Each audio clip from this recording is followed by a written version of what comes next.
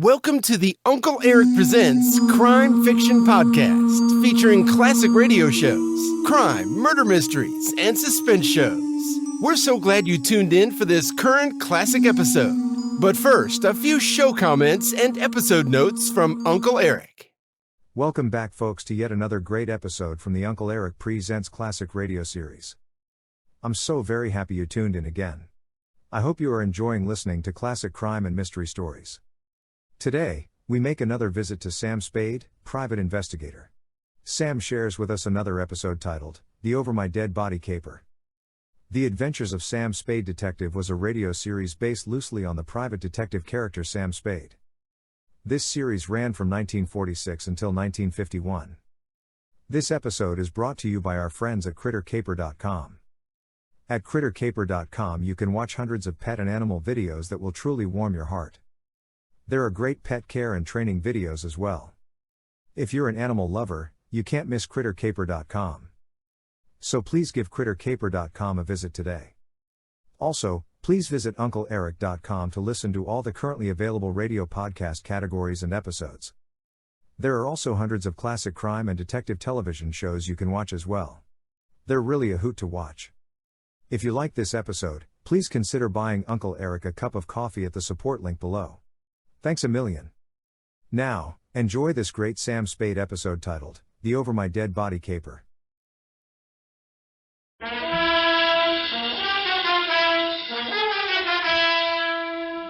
The Adventures of Sam Spade, Detective.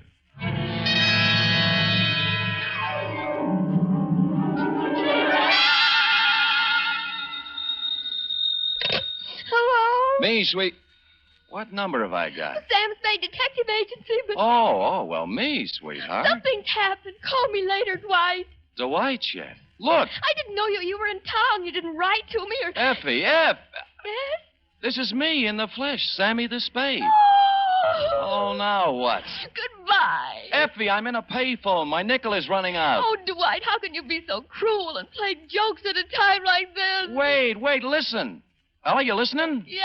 I am not dead.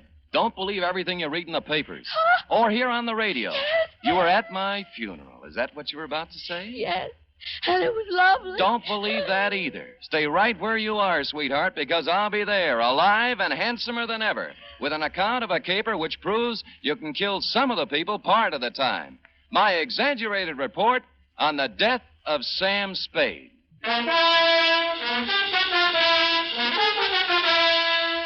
NBC welcomes back to the air a character who has captured the public imagination more completely than any other since the birth of Sherlock Holmes. William Spear, radio's outstanding producer-director of mystery and crime drama, brings you the greatest private detective of them all in The Adventures of Sam Spade. Ain't it grand to be bloomin' well dead? Candles at my feet, candles at my sorry, head. but we're not open for business today. I mean, Mr. Spade's office is closed right now because... I'll wait. Oh, you look just like Mr. Spade. What's your name? Spade. S-P-A-D-E. Spade. Sam never told me he had a twin brother. He doesn't. But then you... I'm me, Sam. Oh, Oh, wait, come here. no. Now do you believe me? Well, I don't know. Oh, what's the use? Oh, you're so much like him. Oh, never mind. Now get your pencil and paper and take it. Date November 17th, 1950. To Miss Effie Perrine. That's me. From Samuel Spade. That's me. License number 137596. You must have been the last one to see him alive. Did he tell you to give me a message? Shut up. Subject, my death. Dear Effie, since the sight of me in the flesh, breathing, hungering, and living doesn't convince you, maybe this report will.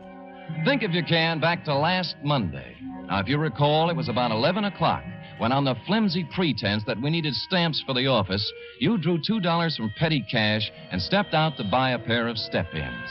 And that's when my client materialized. He was small and thin and carried with him the unmistakable odor of stale flowers. His black alpaca suit, string bow tie, elevator shoes, and white gloves had no bearing on his conversation. Oh, dear. My name is Chester Swan. Are you sure? Yes. My name is Spade. What can I do for you? How tall are you, Mr. Spade? 6 feet in my feet. Weight? 178. I always notice a man's bone structure, don't you? Oh, always. Open. Huh? Open. Let me see inside. Like this? Mm-hmm. All right. Fine. Oh, well, now that you know me this well, Mr. Swan, what can I do for you? Oh, dear. Perhaps I shouldn't have come here at all. I'm sorry, Mr. Spade. Well, really? Oh, dear. Oh, hello again, Mr. Swan. You wanted to talk to me? Yes, but I can't talk now. Mr. Spade. Still here. There. I live at 8516 Claremont in Berkeley. I'll be there tonight. Oh, dear.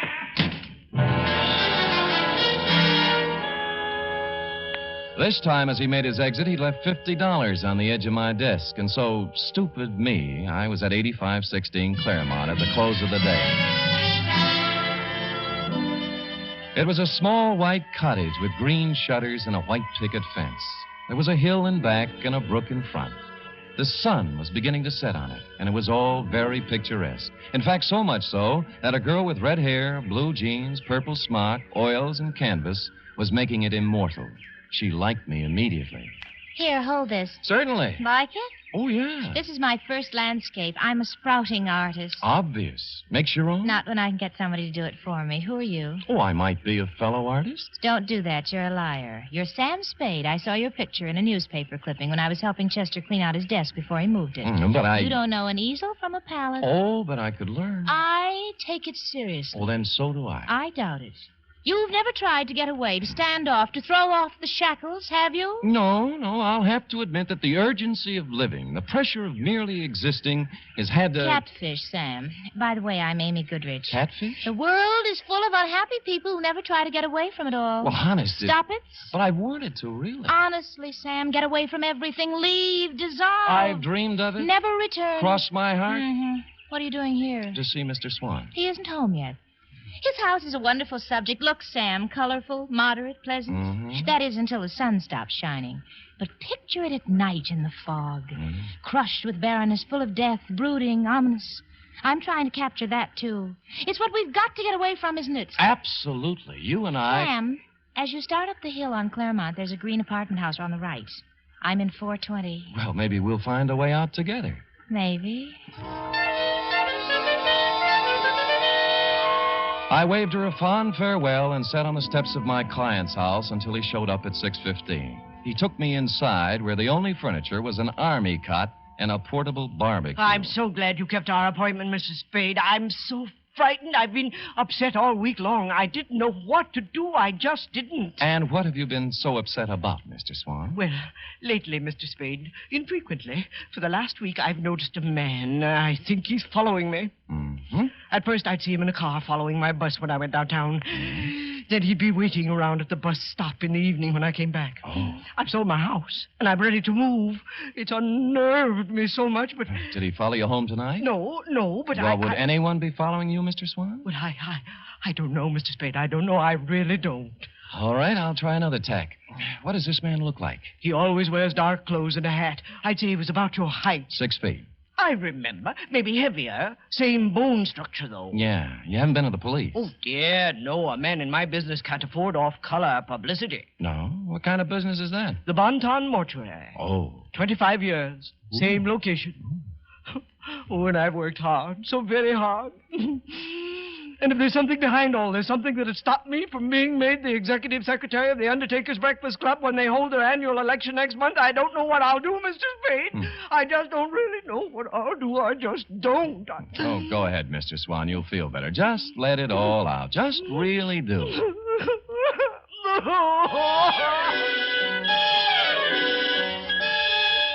And he did. When he stopped crying, I instructed him to go about his daily habits as always and left, assuring him I'd get to the bottom of it all. I walked down to the corner ostentatiously, which is a neat trick well calculated to throw nefarious observers off the track and lull them into false security. And when the bus showed up 10 minutes later, I got on it, rode 3 blocks, walked back, and took a plant across the street. A clever ruse, as you see, to invite a showdown. 2 hours later, a man about my size and dark clothes appeared over the hill and crept stealthily to the front of my client's cottage. He had his eyes glued to the window when I walked up behind him. Hey, let go of me. Come on, you're going inside. Listen, I'm no peeping Tom. No, you're the bloodhound type. I'm inviting you in for a real sniff at your Oh, no, quarry. you don't. Well, all right, then. I'll go quietly. Okay, that's better. Now we'll just walk on. The kick he landed on me wasn't according to Queensberry. I couldn't move for 3 or 4 minutes, and by that time he disappeared. When I recovered my faculties, I reported the incident to my client, who cried himself to sleep. After I bolted him in for the night, I stopped on my way down the hill at apartment 420 in the little green apartment house. She was still wearing the blue jeans and the purple smock, and she still had the same ideas. Come in, Sam. You said you were serious about getting away from it all, and a whole day has passed. It was that pressure of living.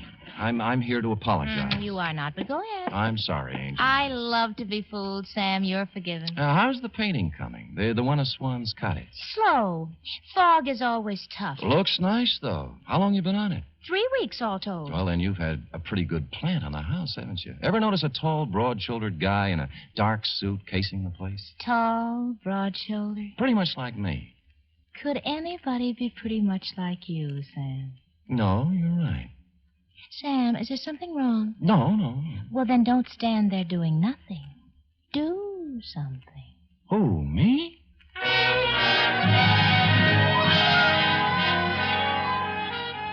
Amy fixed me a small dinner which had a strong turpentine taste to it, and then we mixed oils and painted and made fudge. Next afternoon at the Hall of Records, I did a little spade work on Chester Swan.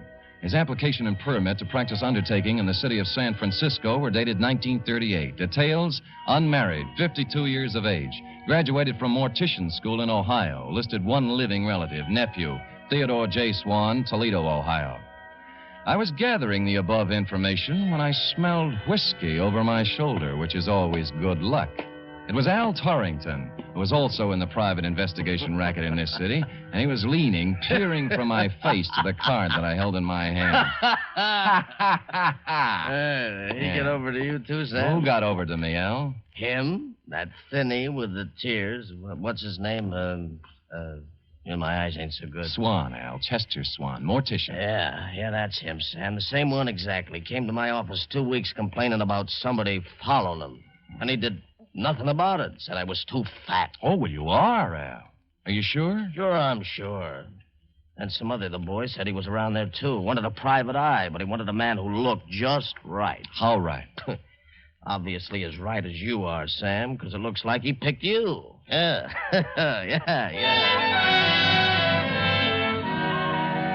Yes, F, it did look like he picked me. And I thought that over, and I didn't like it. And I called my client at home to tell him he was fired, but he didn't give me a chance. Oh, dear, I'm so glad you called, Mr. Spade. I really am. I called for a reason, Mr. Swan. I'm resigning this case. Oh, dear, Mr. Spade, you can't do that. You really can't. I don't think you've been quite honest with me, Mr. Swan. Oh, dear. Tears will get you nowhere. I made a routine check on your reasons for hiring me, and they don't quite fit with the reasons you gave. They really just don't quite, Mr. Swan. It's no game, Mr. Spade. Believe me. He's back tonight. Right now, he's standing beneath the lamppost outside my window, and I'm frightened to death. Please hurry over, Mr. Spade, and let's get this business straightened out. Please. And stupid me, I went over. And I found that little white cottage on the hill looking grim and gaunt in the heavy fog. Amy's words about it being crushed with barrenness, full of brooding and death, came back to me. And Mr. Swan's frightened words about a mysterious man in dark clothes waiting beneath the streetlight also came back to me, particularly when I noted there was no streetlight near the house. However, there was a light somewhere in the rear of the house, and the front door was ajar. Oh, Mr. Swan! Mr. Swan, are you here? Oh, Mr. Swan, it's me, Sam Spade. Are you here? Mr. Spade? Is that you? Are you out there? Where are you? Things happened fast. I turned around to find the front door filled with a man in a dark suit. He had something in his hand. It looked like a roll of cotton candy, but it felt different. It only staggered me against the wall, but it made me forget where my arms were. Easy, Spade. Easy does it, boy. Easy. He let me down to the floor gently. I could still see the lights somewhere in the back of the house, and I could hear him talking way off. Take off his coat. Quick. Give me the needle. Hurry. Hurry. I can't watch. I'm going upstairs. The needle went somewhere in my left arm, but not before somebody pulled my coat off, and for no reason I could think of at the moment, also tried to pull my finger off. Well, I couldn't dwell on it. By that time, the stuff in my arm was going other places, and I was going with it, even though there was action all around me. This ought to do it. No, stay away from me. Get out of here. Vaguely, somewhere, somebody was shooting Roman candles or having blowouts or playing bebop. I just didn't care at all. I just didn't.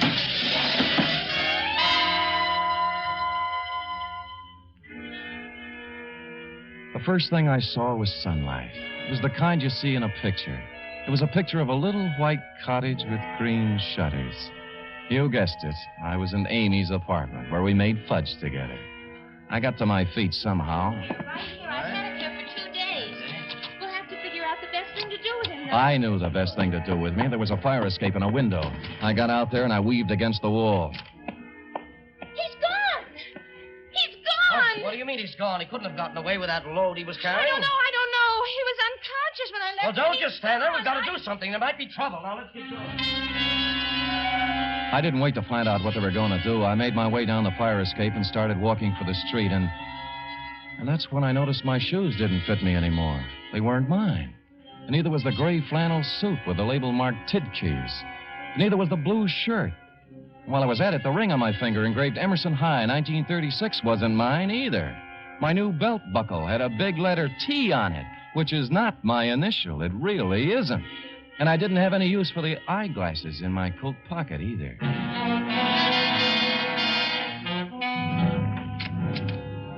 You were out when I walked in the office, F, but you'd been there. There was a black crepe done up in a white satin ribbon hanging on the door.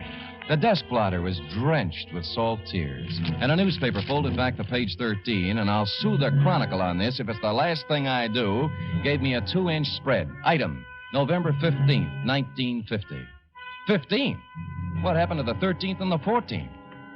Detective perishes in Berkeley fire. I read it through once, then twice. It was my obituary.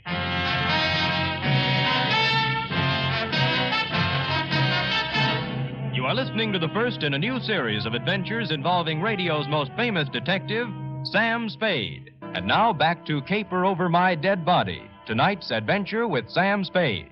I left the crepe on the door and went out to buy a new desk blotter and some more newspapers.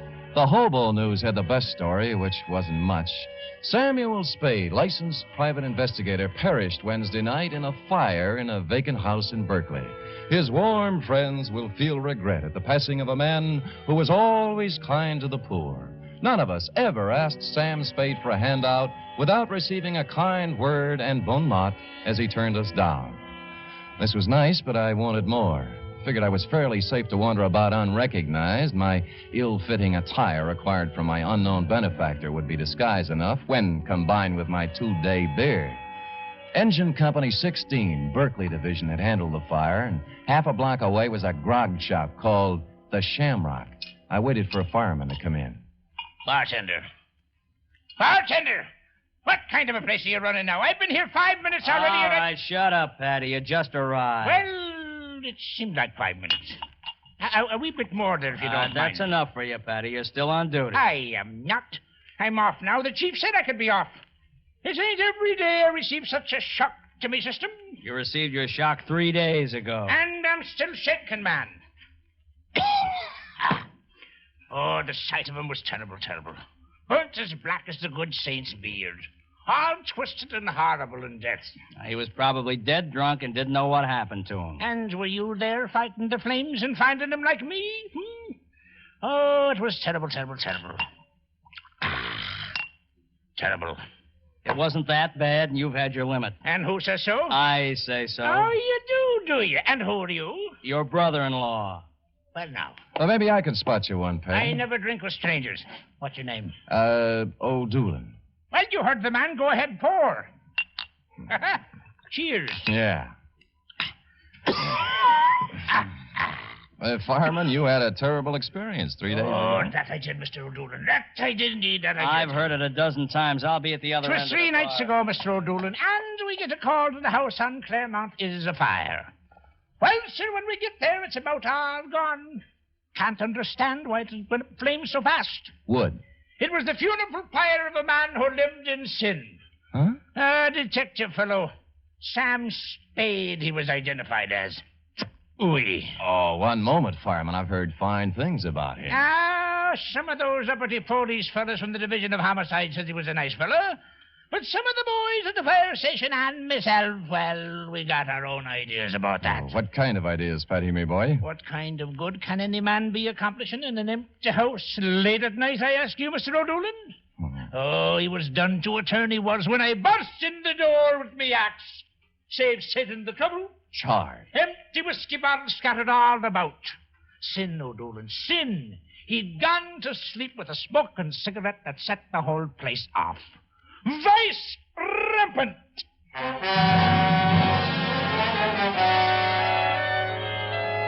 From there, I went downtown to a telegraph office where I sent a wire to Toledo on a long chance. And while I was waiting for an answer on a not-so-long chance, I slunk into the Bon Ton funeral parlor to pay my respects to the departed. I stood in the back of that dimly lit chapel and scanned the scene. 3 of the boys from Homicide were there, blowing their noses. 2 chorus girls I thought had long since forgotten me were there in black, deep V-necks. My insurance man was there, looking awful worried. 1 Chronicle reporter with photographer, and a shoeshine boy from our building, and the bailiff from the courthouse, just to mention a few I could make out. And you were there, Effie, up front near a closed casket. I made out a bower of flowers from robbery detail. It said, "Goodbye, Sam." Maxie from the city morgue was the only one who looked at ease. All right. Does anyone wish to, you, miss? Many called him Shamus, but I called him friend. On this, his last caper,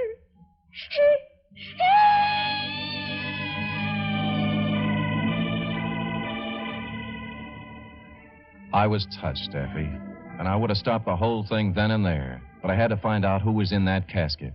I reeled out the front door with tears in my eyes and slid around to the back door and into Chester Swan's private office. And there I made a phone call and got an answer to my telegram, which caused me to make another call to his bank. By that time, most of it was right in place. A search through his desk revealed nothing, and a safe standing in the corner the same. But then my answer walked right in the door. Oh, Sam, darling, I was so worried when I found you'd left, but I saw you at the funeral and I thought you'd be here. And the guy was with you? Was he worried, too? Oh, him. That was Dr. Jesslin. Sam, you'd been out for 2 days, and I didn't... Oh, Sam, you're safe. You got away from it all. You've escaped, darling. Yeah. They're burying me right now. I'm dead. It's so wonderful, Sam. Only one thing. Where do you fit? The caper. I was supposed to burn up in that fire, and what was left was supposed to look enough like Theodore J. Swan, class of 1936, Toledo, Ohio, to let beneficiary Chester Swan collect a nice pile of insurance money. Sam, what are you talking about? Who's Theodore J.? What did you say? Chester's only living relative. They're burying him right now. Somebody lost his caper. You want to tell me? Darling, I was at the house the night of the fire, working on my foggy picture. You didn't see me when you went in, and later on you didn't come out.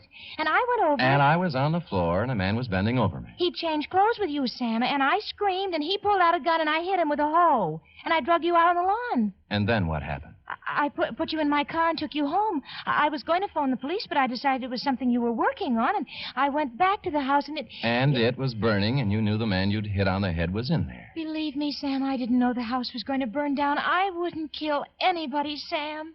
I only wanted to... You only wanted to help me, and you did right, Angel. Oh, Sam. That's all right. I'm your witness. You didn't start the fire. You mean somebody really started it? Chester. He thought it was me lying on the floor in there. The bank tells me he's about to go busted. He figured this one out with his nephew to scare up some insurance, though. I'm about the same size. Hold me, Sam. Hold me. It's been horrible. This is the kind of thing I was trying to paint. Now I'm smack dab up against it, and I'm sick. I'm scared. Easy. Sam, you're really dead. There's our way out, Sam. Just leave now. Let it go the way it is. They all think you're dead. Oh, dear. Huh? But we know different, don't we, Mr. Spade? He was holding a Navy Colt revolver in front of him with both hands. I couldn't make up my mind to rush him and count on his bad aim or stand still and be a perfect target while I tried to talk him out of it. Either way, he was a crazy man with a gun, and he was getting ready to use it. Sam, he's going to kill us. Mr. Quiet, Spade, Amy. because my nephew was stupid enough to wear your watch and your suit when he exchanged clothes with you, I'm going to lose the Bonton. And that puts you in quite a spot, doesn't it, Mr. Swan? Until a moment ago, yes, but now.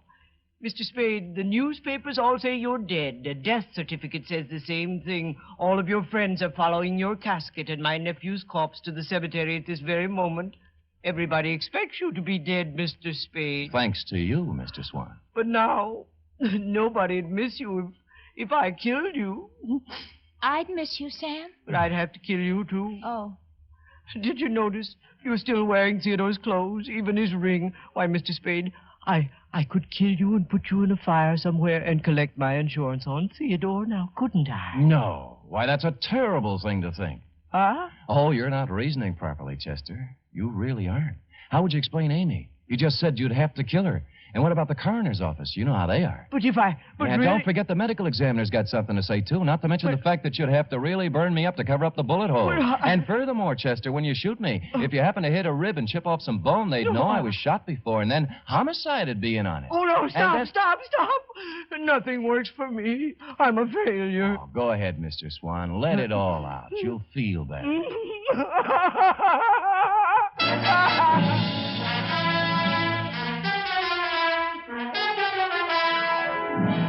And he did. And he's still crying in his cell downtown. Period. End of report. Oh, Sam, you were so brave. You actually stood there and talked that crazy man out of murdering you. You were wonderful. True, Effie? Amy thinks so, too. She's going to do me in oils when they let her out of the pokey. Amy's in jail? What for, Sam? Oh, technical charge of an involuntary manslaughter. They'll spring her as soon as the coroner's inquest is completed. Dear Amy. Did she make good fudge, Sam? Fudge? Oh, that was the least of it. Oh? What do you mean? After the fudge. What then? Panucci. Oh, boy. Say, go type that up, sweetheart, while I see if there's any mention of my miraculous resuscitation on the radio page. Go. Scoot. Well,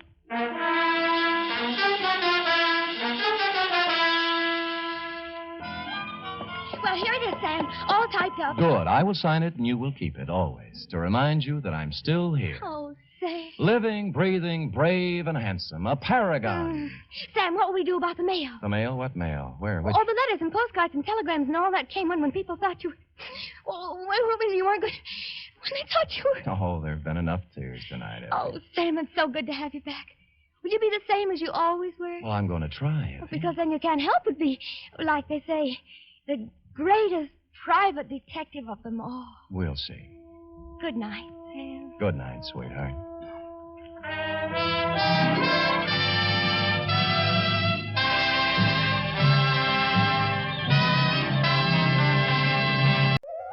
I hope you enjoyed this latest Uncle Eric Presents episode. Stay tuned for the next exciting episode. Please check back often and make sure to subscribe to my podcast so you won't miss the new exciting episodes. In the meantime, scroll up or down to find other exciting episodes to listen to. Don't forget to visit UncleEric.com to see and listen to all the program categories and episodes. There are also hundreds of the old classic crime and detective television show episodes you can watch as well. They're a hoot to watch. That's UncleEric.com.